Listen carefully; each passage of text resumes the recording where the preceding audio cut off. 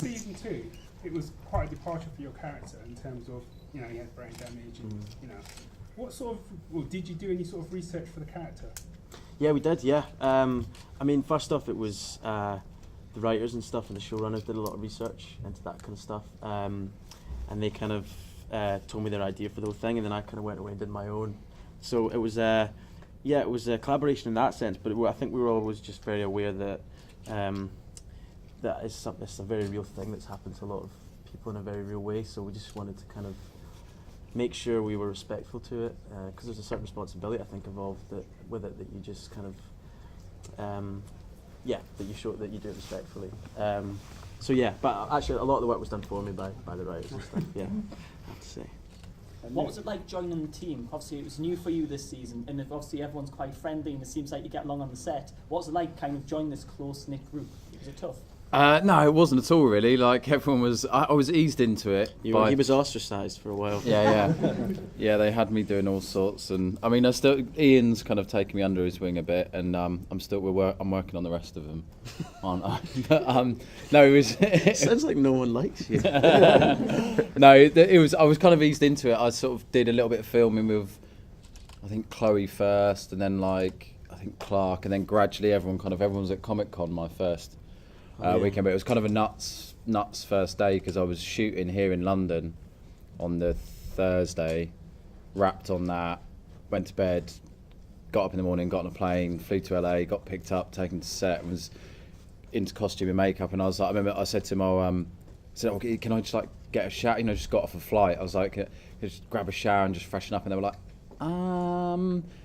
well, we kind of need you, and I was just straight onto set, like to start shooting. So no, but I was very, very fortunate that everyone's so kind of chilled and fun and friendly and everything. Yeah.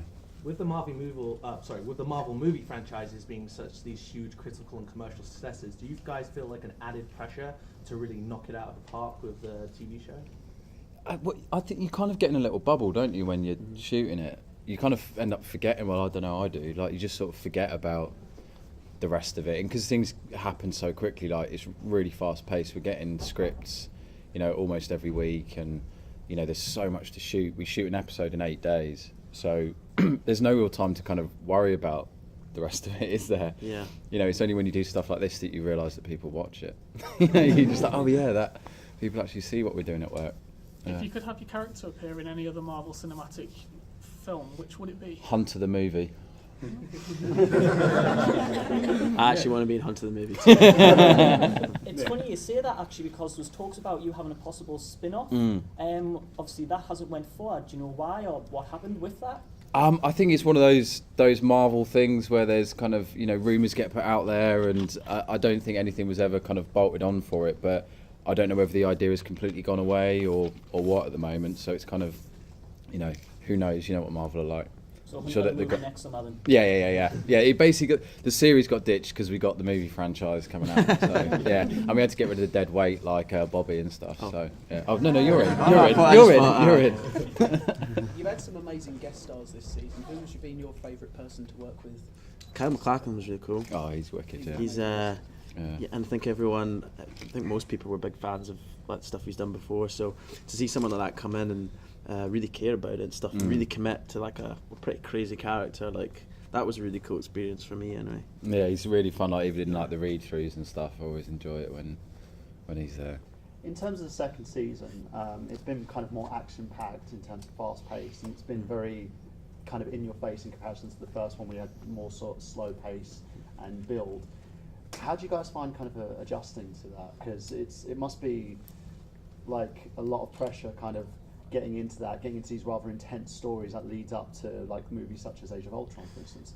There's two. I mean, I think in terms of season, I think in season 2, I think, or specifically like kind of the end of season 1, I think the show really started to begin to find its feet. I think at the start it was kind of, there was so much happening and things that it was all a bit crazy, and then I think now in season 2 it kind of found its voice a lot more, I think. But also at the same time we find out week to week what's happening as well, so it's kind of we tune in every week to get a script, and we're kind of excited to see what happens. So you don't tend to think too far ahead really, which is which is a good and bad thing, I think. There's been some new additions to the cast that really elevated it as well, hasn't there? Yeah, there's Adrian, Henry. There's been a few people. Yeah. I mean, obviously, there's a great chemistry between the whole cast, but Iain, I mean, particularly between you and Natasha, I think Fitzsimmons is such a beautiful pairing. Can you talk a little bit about particularly that relationship? She'll kill me if I don't tell you her name's Elizabeth. But yeah, no, it's fine, because I was thinking, who's Natasha? Yeah, I was wondering. Yeah, she's great. She's the best. I mean, everyone's Elizabeth's best friend. She's one of the nicest people She's in the world, fickle. isn't she? Yeah. She's fickle. Yeah. Everyone's her best friend. Yeah, actually. No, yeah. she's just so She's lovely. Yeah. Manipulator. No, she's cool, and a lot of that, to be honest, is probably within the writing and stuff. That's kind of been a kind of early thing which they always did, that kind of relationship between the two of them, and it's nice because this season they've taken it in quite a few different directions, which has been cool. So it's actually changed a lot, and they've both grown up a lot, I think, separately, which has been good. I think it's a really nice one for the fans because it's kind of you've got a lot of those kind of the love stories. Someone like in you those. is a very unattainable thing. Because, I mean, look at them. You know what I mean? Whereas this is more attainable. People can relate to this more. No, what I was going to say is that, like, in a lot of the kind of the superhero world, it's like very heroic characters and people with superpowers that kind of dominate those love stories.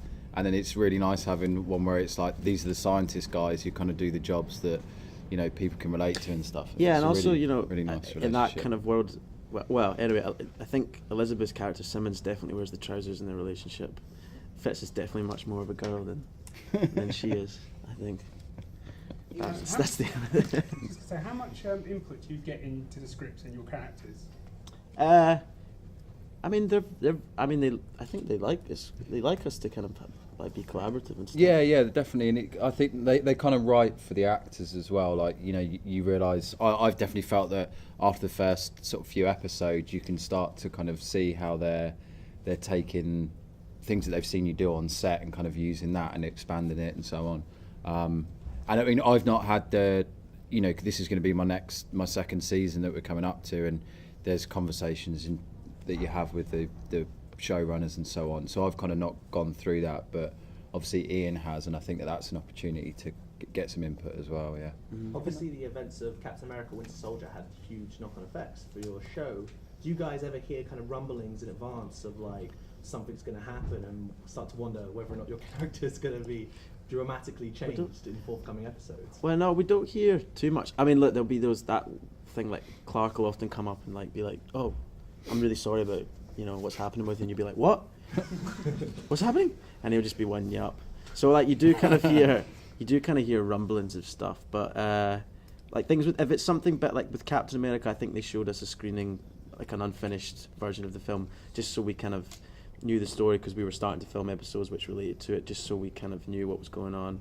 So if it's something really big like that, they usually tell you a little bit in advance, right? Yeah, but they keep Still it very very tight. But they wouldn't let you, they make sure you know what you need to know. It's on a need-to-know basis. Yeah. Talking about moving forward, what would you like to see happening for your characters moving into season 3? If you could have anything, go ahead for Hunter and Fitz. I'd like Hunter to get a disability that means he's in a wheelchair, so I just get to sit down. Iain, what was it like for you going from like a BBC show to a big, massive American studio? It was. Do you know what? Apart from, I suppose that is just the only difference really, is the money, like versus Britain to America. Really, though, to be crude about it, but in terms of what I do, it's the exact same thing. I mean, you learn your lines and you work on your character and you go in and you try and do the best you can, really. And when you're in front of the camera, and that for me doesn't change. But yeah, the background, I suppose, does change. It's just more food on set. Catering's better. Yeah, catering. Yeah, catering's pretty good. You talk about the move from Britain to America. We've seen so many UK actors obviously going over to the Marvel franchises. Charlie Cox. We had Martin Freeman signing up as well. Benedict Cumberbatch. What do you think it is about the UK actors that's like getting Marvel to bring them in? It's better looking, aren't they? I don't know, really. I don't know what it is. I think they like an international feel to it, and obviously we've got the advantage that we share the same language.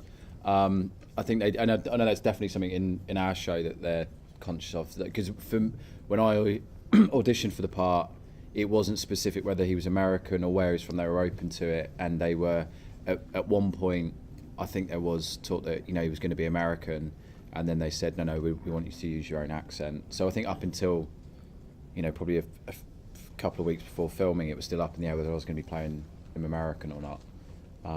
Because originally I don't think he was going to be Lance Hunter necessarily. He was, because obviously he's got a history in the comic book world.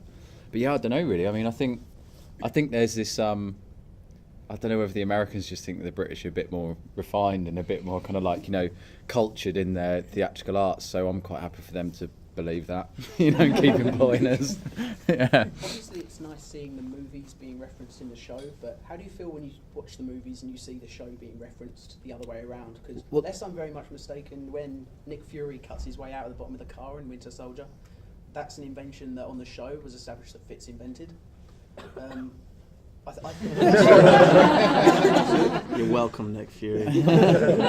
When I watched the latest Avengers film, there was that massive ship thing. I was just like, why don't we get to play with that? That's ours, isn't it?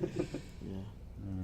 Did you guys ever have any ambitions to do a show like this? I mean, obviously the Marvel kind of universe has been growing and growing and growing all the way since Iron Man. Did you think though years ago that, oh God, I could end up on one of these movies? Or Nick said a really good thing to me recently, where he was like, well, you say it 'cause you said. Well, we were just talking about, you can quite often when you're doing any sort of job, like we all know, it's like you get kind of lost in it and you forget that moment when you first got it and you were really excited and all this sort of stuff, and you get used to it. You kind of have to guard against taking it for granted. And we were talking about it and just saying, if your 10-year-old self could see you and you're in this big Marvel series and so on, you just the excitement of that kid would have, and you just remind yourself of that. And yeah, I feel very fortunate.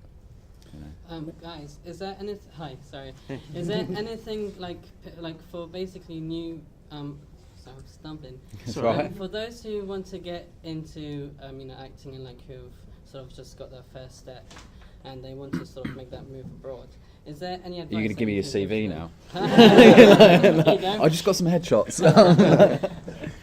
Sorry. So, is there any advice you can give to them, or how hard is it, from that step from to move into Marvel, basically? Because Marvel is a really big deal. Yeah. So. Well, I think what I would say is don't make a specific thing your aim, like something like saying, "Oh, I want to be in a Marvel thing." It's like I think that you need to fall in love with acting before you think about the jobs that you might get or the scale of them and so on. And I'd just say you've got to be really determined, you've got to work hard, be nice to people, and also I think find happiness outside of it.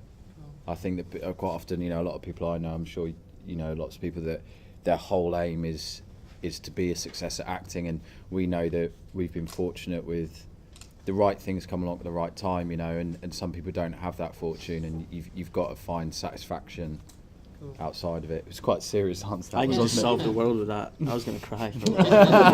I think as well, sounds like a contrived, but I think for me, the biggest thing is just working hard, making sure you can, at the end of every day, just go, did I do everything I could, to work on that thing, I think.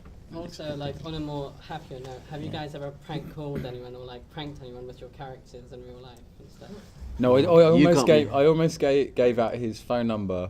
We were doing a live on air charity thing, and with Felicia we said Day. We said if we raise a certain amount of money, I'll just give out my phone number. And I think I gave out 7 digits or something of it. And he goes, "Have to be leave." He goes, "I'm just going to the toilet." And suddenly I get this call from this person being like, "Oh, hi, is this Iain De Caestecker?" Blah, blah, blah. But it wasn't, it was Nick, and it wasn't funny either. I mean, talking about having fun, obviously your characters get to play with and invent some pretty fun tech. Yeah. I'm curious, what are the best toys you've got to play with? I liked when they gave me a football in one of the scenes. I was happy with that. The drones were always pretty cool. I haven't used them in a while, actually. The strange thing is with them is when you're doing it, you'll have ones there, but then they'll CGI them out. So a lot of the time you'll just be, but you can do what you want and look around and they'll CGI them in. Just really wind up the CGI guys by going. Yeah. Or you can do the ones where you got a hologram table, and basically you just do this for 10 minutes. Yeah, a lot of the time the gadgets aren't actually there, so you're just mining things. On ours, on ours they actually do bring a lot of them in that have little lights or beeps or whatever things that light up. I mean, they're basically just lights. Just little boxes with lights. What do you guys think in terms of like the difference between the Marvel movies and the TV shows, for instance? Where do you think the differences lie in them? Because I find like the story and structure on the TV shows, you've got a lot more time to kind of develop characters, whereas in the films it's kind of bang in your face. I think with the films you tend to go to a cinema. With the TV, you just kind of use your remote like that. That's the main difference, isn't it? Yeah. What do you guys think of, like, Hold on, I haven't finished this question. Sorry. What would you? I mean, I think yeah. I mean, there's obviously a thing with the scale of it. I think is one, but you're right. I think something like Daredevil was a really good example of how something like a TV series can be more involving than a film, because they stretched out that and showed backstories in a very cool way, I thought. It got you to see a lot more like Wilson Fisk, for instance. Yeah, but it was actually quite, the story of it, the actual story actually could have lasted the length of a 2-hour movie, but with all the backstories and everything they put in, they stretched it out and made it a much more, it was more like a book or something like that. I think I think as an audience member, so you can just get to know the characters a lot better, and I think people connect with them because, you're there every week, spending an hour or two with them. Well, there's a cool side of it as well. It's like, it's like you get people who go back comic every week and catch up on it. I suppose there's that side to it as well. Yeah. I think obviously in the comic book world, there's a pretty fierce rivalry between Marvel and DC, and particularly on the big screen, Marvel's been crushing it.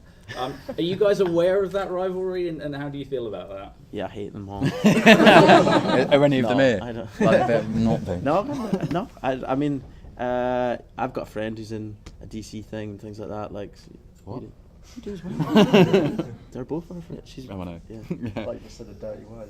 Yeah, I know. No, maybe like the business guys have more of a rivalry than we do. Yeah. But no, it's not something anyone really talks about. So you don't meet up with your friends who's in that in the DC thing and have a little wrestle. Oh, no, she would kick your ass. Yeah. No. I think Mum would. She's only little. I think though across Marvel and DC in the last couple of years, it's fair to say we've seen kind of an explosion in the popularity of superheroes comic books again that we might have seen maybe before I was born. I can't really talk. To be really cliche, do you think it's now cooler to be involved with a superhero franchise than it would have been like 10 years ago? We've got like Ryan Phillippe, Matthew McConaughey all looking at talking about being a Netflix series for like Marvel or DC. Do you think there's been some sort of shift that push it back to being popular again? I think those stories they can be told in a very different way than they could 20 years ago with the advancements of technology and stuff like that. Probably is a big side. Yeah, of it. when you look at like the original Batman series and they're running around in tights and they're pretty scrawny underneath it and everything, and there's pow and bang. I mean, I kind of love that because it's the style of it was so cool.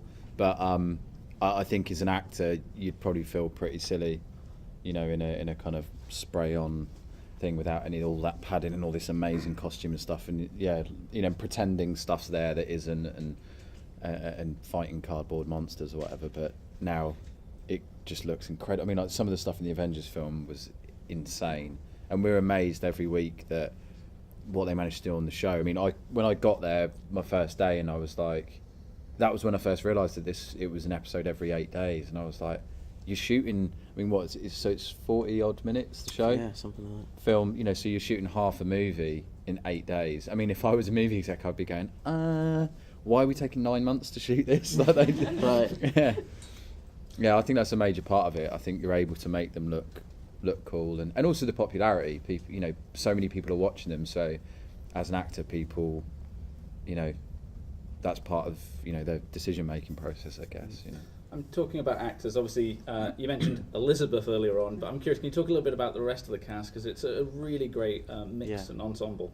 Yeah, we're really lucky. Like, Clark is in some ways, I think people's characters, like, mirror themselves opposite. Yeah, I think that's... like, Clark is definitely the leader of our group, and he sets the tone. And I suppose the only person that's very different from their character is Ming. She's absolutely insane. She's like a child who's had too many Smarties. Yeah, too many sweeties every morning. Or like 6 cans of Diet Coke as she gets out of bed. I think that's what she does, or Red Bull. Yeah. She's mainline in Red Bull. But she's in the best way. Can you give us an example to elaborate on how nuts she is? I mean, in what way is she nuts? What does she do? She'll dance. She doesn't stop that. She dances more than she doesn't dance. Yeah. She loves her innuendos. Loves her innuendos, Loves yeah. them. Anything. And she laughs more than she doesn't laugh. Yeah. during the day. It's hard to get through a scene with her, basically. Luckily, I'm not in that many scenes with her. What's been your favourite moment on the show, personally, to you guys, on Agent S.H.I.E.L.D.? Moment I met Nick. Yeah, it wasn't the moment I met Iain. But No, I knew that. It took a while. You were a slow burner. No, it's the moment I met Iain. No, so honestly, it was. I really enjoyed when I did my stuff with Adrian. When I got kidnapped and I got yanked out the back of a car and dumped in the field, and then in a helicopter. And I wasn't actually meant to. We shot the scenes where we're talking in the helicopter, just on the ground, you know, and anything you can see out the windows is obviously CGI. But they had to get the shot of the helicopter taking off and going through the mountains, and there was no intention for us to be in there for it. They were just going to do that for me, and I was like, I'm getting in that helicopter. And it was amazing. It was it's really fun working with Adrian. He's so on it and really funny and a really nice guy, but also bombing through. The guy who did the helicopter stuff is the guy who does Michael Bay's stuff. So he's incredible. He's like the top guy, and we were just going through the mountains in near the Disney Ranch. But is it Anaheim? I didn't know about this. I don't know. Anyway, like, you know, bombing through them when you're doing that, and it was incredible. It was so. I don't think they'd even announced that I was in the show at that point, so I couldn't tell anyone. I had this video on my phone just itching to show people. But yeah, that was a lot of fun. Yeah, I really like the relationship in the show as well. We're talking about other actors. And I really like also the relationship between Fitz and Mac. And I was wondering if you talk about it, because he was one of the first to actually speak to Fitz like properly and stop treating him like it was he had a problem or something. Yeah. And I really like how you brought it forward in the show, and it was a really interesting thing. And then second half of season 2, everything goes to hell, and then suddenly they're not friends anymore. Yeah. So I was wondering how it was to work with Henry and how you approach that relationship as well. Oh, Henry's great. Yeah. He's such a nice man. He's a big gentle giant, like, and he was great coming in as well, like, and yeah, I think it's just exactly what you said in terms of the characters.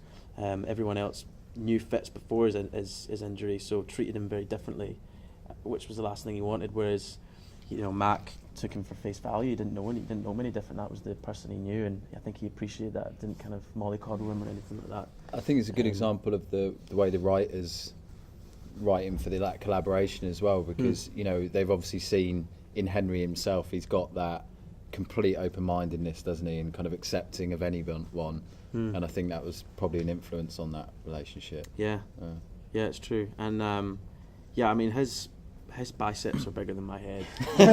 His pecs, I'm like, they look like fake boobs. They're so big. I'm like, you need, if they weren't so rock hard, you'd need a bra for them because they're massive. They're the size of my face. He can move them to like a song, like do.